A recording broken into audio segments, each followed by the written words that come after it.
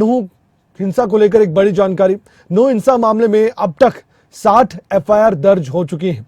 हिंसा मामले में 245 लोगों को अभी तक गिरफ्तार किया जा चुका है। अफवाह फैलाने वाले 11 लोगों पर भी मामला दर्ज है।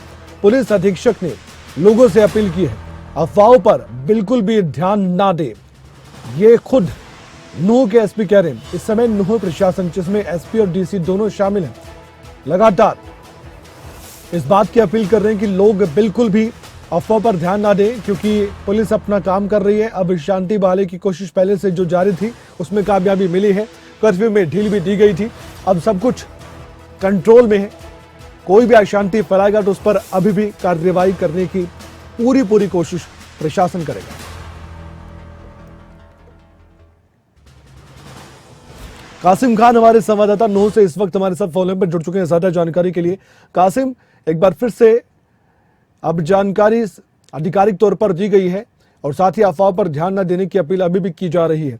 अब ये मानकर चले कि नूह में सब कुछ सामान्य हो गया है, हालांकि पुलिस की कार्रवाई अभी भी जारी है ऐसा लगता है, क्योंकि हिंसा मामले में 245 लोग अभी तक गिरफ्तार हुए हैं।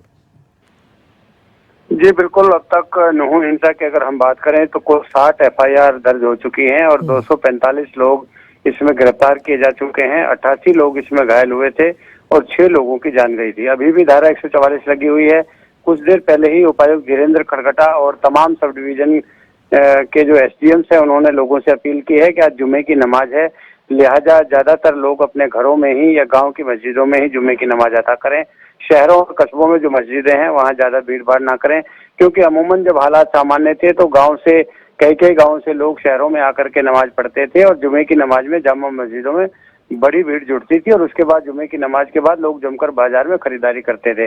उस तरह की तस्वीरें अब दिखाई नहीं दे रही हैं और जिला प्रशासन ने लोगों से अपील की है कि कम संख्या में ही घरों से बाहर निकलें और अपने घरों में ही या गांव की मस्जिदों में ही नमाज पढ़े। लोग अब सहयोग कर रहे हैं प्रशासन का पूरी तरीके से। अब सब कुछ ठीक ठाक है। भाईचारे की जो मिसाल नूह पेश करता था अब उसी मुताबिक देखने को सब कुछ मिल रहा है, ये मानकर चले हम। बिल्कुल, हालात सामान्य हैं। दोनों समाज के लोग आपस में बैठ करके मिलजुल के जो दूरी और खामी हुई है उसको पाटने की कोशिश है। लेकिन जो हिंदू महापंचायत हुई थी कुछ दिन पहले पौंडरे गांव में, उसमें जो कुछ भड़काऊ बयानबाजी हुई थी उसकी चर्चा जगह जगह पर सुनने को और देखने को मिल रही है। हालांकि कुछ लोग जिन्होंने भड़काऊ भाषण दिए थे वो सोशल मीडिया पर माफी मांगते भी हुए दिखाई दे रहे हैं। तो कहीं ना कहीं पूरी तरफ शांति की तरफ अब ये जिला आगे बढ़ रहा है। धन्यवाद, आपने जानकारी दी कासिम खान। और ठीक कहा आपने, अब शांति बहाली की जो कोशिश है उनमें कामयाबी मिल रही है और पुलिस ने अपनी ओर से ये अपील भी की है। खुद एसपी भी कह रहे हैं कि अफवाहों पर ध्यान ना दे। सोशल मीडिया वाकई में एक बड़ी चुनौती तो है। हरियाणा के नए डीजीपी ने भी, जो कि शत्रुजीत कपूर, उन्होंने ये बात कही थी जो प्रेस कॉन्फ्रेंस की थी कि सोशल मीडिया एक चुनौती है, इसलिए सोशल मीडिया पर जो भी जानकारी आप पढ़ रहे हैं उसकी तस्दीक कर लें। जरूरी नहीं जो सोशल मीडिया पर आप देख रहे हो वो सच ही हो।